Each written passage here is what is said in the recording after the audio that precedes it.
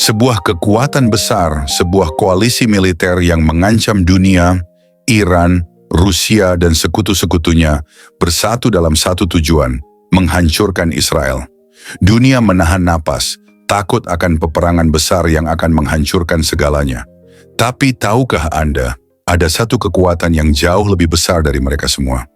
Kekuasaan yang mampu memecah koalisi itu bahkan sebelum perang dimulai. Dalam waktu dekat, kita akan menyaksikan tangan Tuhan bekerja, memecah belah mereka dengan cara yang tak terduga dan luar biasa.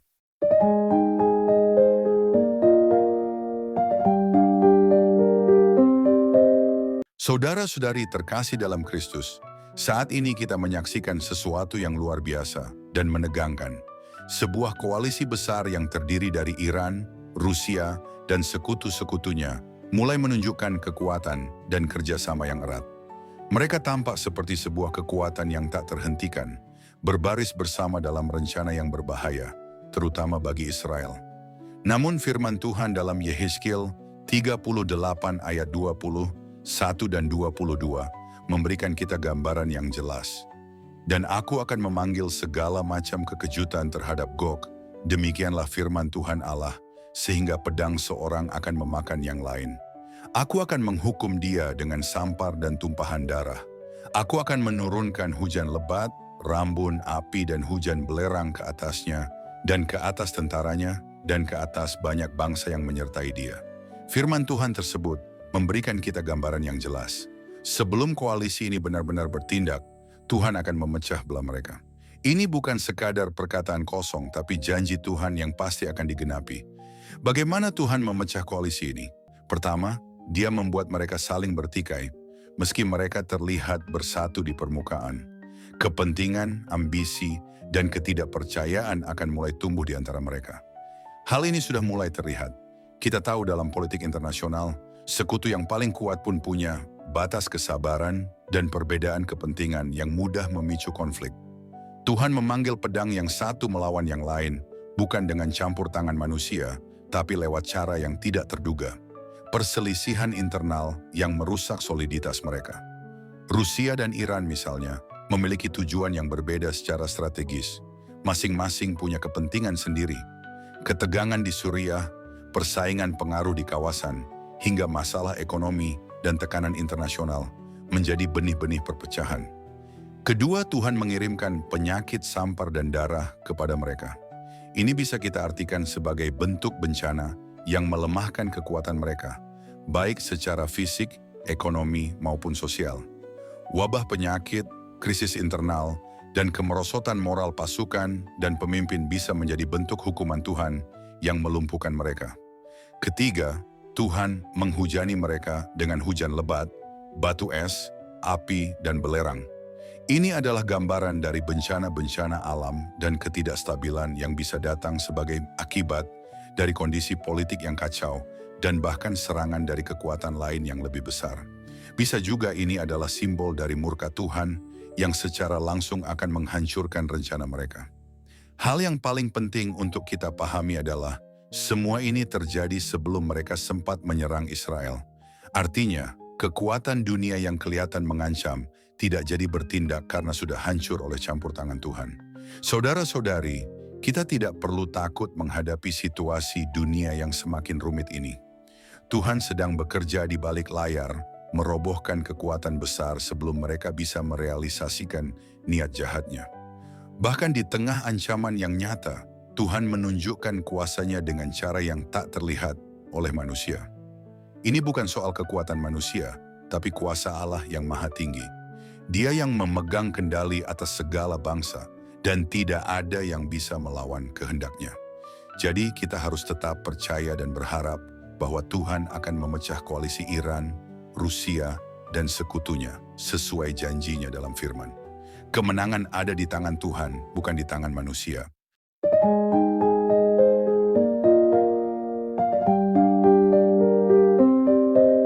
Shalom saudara-saudari, terkasih dalam Kristus.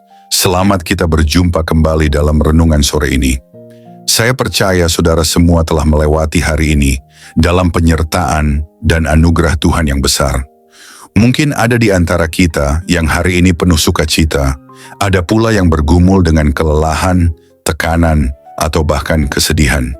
Tetapi sore ini, mari kita duduk diam sejenak di hadapan Tuhan, membuka hati dan pikiran, sebab firman Tuhan bukan hanya penghibur, tapi pedang yang membelah kegelapan, membongkar kepalsuan, dan menegakkan yang benar. Dalam setiap renungan ini, biarlah api hadiratnya membakar segala kelam, membangunkan hati yang tertidur, dan mengarahkan hidup kita kembali ke jalan yang dikehendakinya. Mari kita berdoa. Tuhan Yesus, terima kasih untuk setiap napas, untuk kekuatan yang menopang kami ketika kami sudah tak mampu berdiri sendiri. Terima kasih karena ketika dunia tidak mengerti kami, Engkau tetap memeluk kami dengan kasih yang tidak bersyarat. Sore ini, kami datang dengan luka yang tak terlihat, dengan air mata yang tak sempat jatuh, dan dengan pertanyaan-pertanyaan yang belum terjawab. Tapi kami tahu, satu-satunya tempat yang aman adalah hadapan-Mu. Bicaralah Tuhan, bukan hanya ke telinga kami, tapi ke hati yang paling dalam. Pulihkan yang remuk, kuatkan yang rapuh, dan rangkul setiap jiwa yang merasa sendiri. Kami butuh Engkau, kami rindu mendengar suara-Mu. Dalam nama Yesus, kami berserah dan membuka renungan ini. Amin.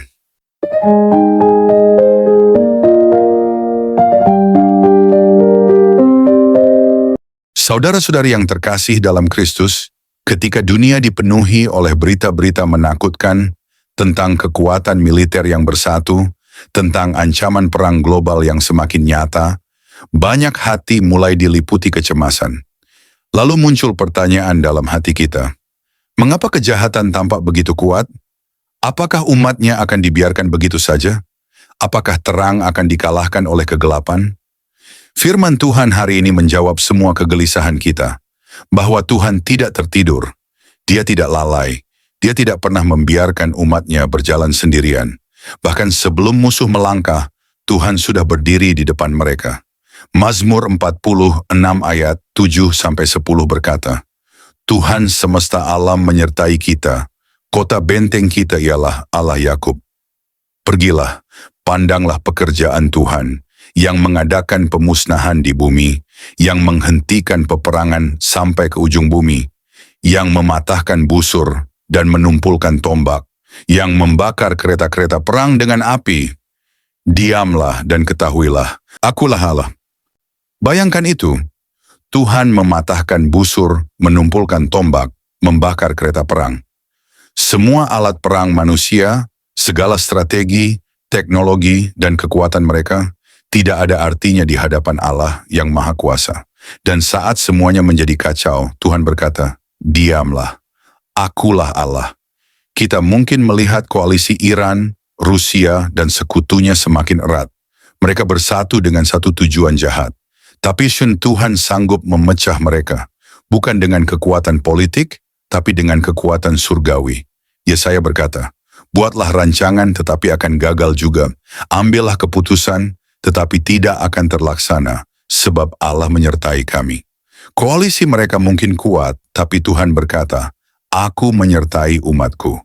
Dan saat Tuhan menyertai kita, siapa yang bisa melawan? Amsal 21 ayat 1 kembali mengingatkan kita. Hati raja seperti batang air di dalam tangan Tuhan. Dialirkannya kemana ia ingini. Pemimpin dunia pun tak luput dari kehendak Tuhan. Dia bisa memalingkan hati mereka, mengacaukan rencana mereka, bahkan menjatuhkan mereka dengan satu tiupan nafasnya. Yesaya 40 ayat 23 dan 24 menggambarkan, Dia yang menjadikan para penguasa tidak berarti dan yang membuat para hakim dunia menjadi sia-sia.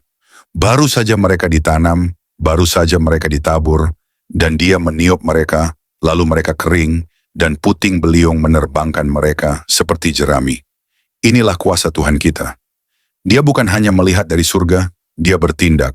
Dia menghukum dengan keadilan dan menyelamatkan dengan kasih-Nya. Saudara-saudari, karena sebelum semua itu terjadi, Tuhan sudah menetapkan akhir dari cerita ini.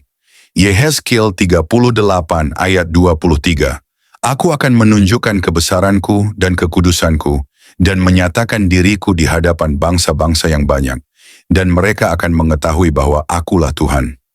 Semua ini terjadi bukan agar satu negara disanjung, bukan agar satu bangsa dimuliakan, tapi supaya seluruh dunia tahu bahwa hanya Tuhan yang layak ditinggikan. Hanya Tuhan yang berkuasa atas sejarah. Hanya Tuhan yang menjadi raja di atas segala raja. Tuhan menggagalkan rancangan bangsa-bangsa, Ia meniadakan rancangan suku-suku bangsa. Tetapi rancangan Tuhan tetap selama-lamanya. Rencana hatinya turun-temurun. Rencana manusia bisa gagal, tapi rencana Tuhan tidak akan pernah gagal. Dia akan menghancurkan koalisi jahat bahkan sebelum mereka sempat menyerang.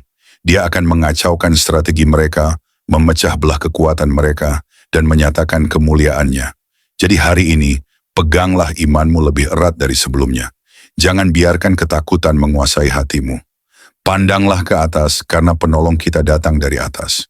Tuhan sudah berdiri sebagai pembela Israel, sebagai penjaga Yerusalem, dan sebagai raja atas seluruh bumi. Dia tidak akan membiarkan terang dikalahkan oleh kegelapan. Sebab Yesus Kristus adalah terang dunia, dan terang itu tidak akan pernah bisa dikalahkan. Yohanes 1 ayat 5. Terang itu bercahaya di dalam kegelapan, dan kegelapan itu tidak menguasainya. Amin. Terpujilah Tuhan.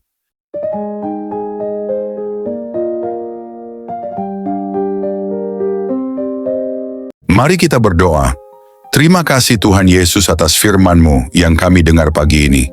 Firman yang menghidupkan, menguatkan, dan menuntun langkah kami dalam menghadapi hari yang baru.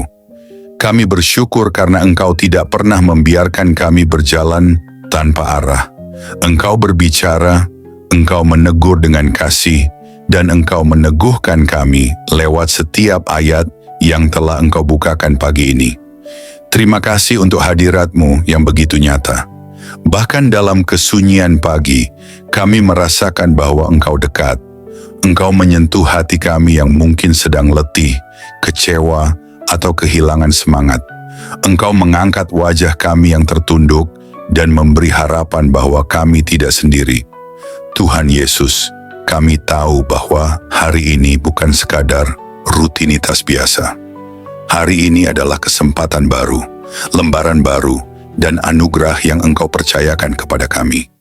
Itulah sebabnya kami ingin memulai hari ini dengan berserah sepenuhnya kepadamu. Bukan hanya langkah kami, tetapi juga hati kami, pikiran kami, rencana kami, dan seluruh hidup kami. Ajari kami untuk tidak hanya mendengar firman-Mu lalu melupakannya, tapi tolong kami untuk menghidupi setiap kebenaran yang telah kami dengar. Berikan keberanian untuk taat, hati yang lembut untuk menerima teguran, dan kerinduan untuk makin dekat kepadamu hari demi hari. Jika hari ini kami harus menghadapi tekanan, berikan kami kekuatan untuk tetap berdiri teguh. Jika hari ini ada keputusan besar yang harus diambil, berikan kami hikmat dan kepekaan untuk mendengar suara-Mu. Dan jika hari ini kami harus menghadapi orang-orang yang sulit, ajari kami untuk tetap mengasihi dengan kasih Kristus yang lembut dan sabar. Kami juga berdoa Tuhan, untuk setiap pribadi yang pagi ini mungkin berdoa dalam diam sambil menangis, yang memikul beban berat, yang sedang merasa tak sanggup melanjutkan. Tuhan jamahlah mereka, berikan pelukan kasih-Mu yang memulihkan, berikan penghiburan dari Roh Kudus yang menenangkan, bangkitkan kembali semangat hidup mereka, dan nyalakan kembali api iman yang mungkin mulai padam. Bagi yang sedang sakit, kami minta kesembuhan-Mu. Bagi yang sedang berduka, berikan kekuatan surgawi. Bagi yang sedang menantikan jawaban doa, Tuhan tolong bukakan jalan. Engkau tahu isi hati setiap anak-Mu. Tidak ada yang tersembunyi di hadapan-Mu. Dan kami percaya, Engkau tidak akan mengecewakan orang-orang yang berharap kepadamu. Tuhan Yesus, jagalah mulut kami agar tidak menyakiti. Jagalah pikiran kami agar tidak menyimpang. Jagalah hati kami agar tetap bersih di hadapan-Mu. Biarlah setiap langkah kami hari ini dipenuhi kasih dan kebenaran. Dan apapun yang kami kerjakan, biarlah semua itu mendatangkan kemuliaan bagi nama-Mu. Kami juga menyerahkan orang-orang yang kami kasihi ke dalam tangan-Mu. Lindungi keluarga kami, berkati pekerjaan mereka, kuatkan iman mereka, dan jadikan mereka saksi-Mu di tengah dunia ini. Teguhkan kami sebagai satu rumah tangga yang dibangun di atas dasar firman Tuhan. Kami berdoa juga untuk gereja-Mu, para pemimpin rohani, dan semua hamba-hamba Tuhan yang Kau panggil melayani. Berikan kekuatan baru bagi mereka, hikmat yang segar, dan hati yang terus melekat kepadamu. Bangkitkan gereja-Mu Tuhan, agar menjadi terang yang bersinar di tengah kegelapan zaman. Akhirnya Tuhan, kami ingin berjalan hari ini dengan langkah yang ringan. Bukan karena hari ini akan mudah, tapi karena kami tahu Engkau berjalan di depan kami. Engkau menyertai kami dengan kuasa-Mu. Engkau meneguhkan kami dengan kasih-Mu. Dan Engkau memberi damai yang melampaui segala akal. Terima kasih Tuhan Yesus atas firman-Mu yang menguatkan pagi ini. Kami akan melangkah dengan penuh harapan dan sukacita, karena kami tahu Tuhan yang kami sembah adalah setia, penuh kasih, dan tidak pernah meninggalkan kami. Kami serahkan seluruh hari ini ke dalam tangan-Mu yang perkasa. Dalam nama Tuhan Yesus Kristus, kami berdoa dan mengucap syukur. Amin.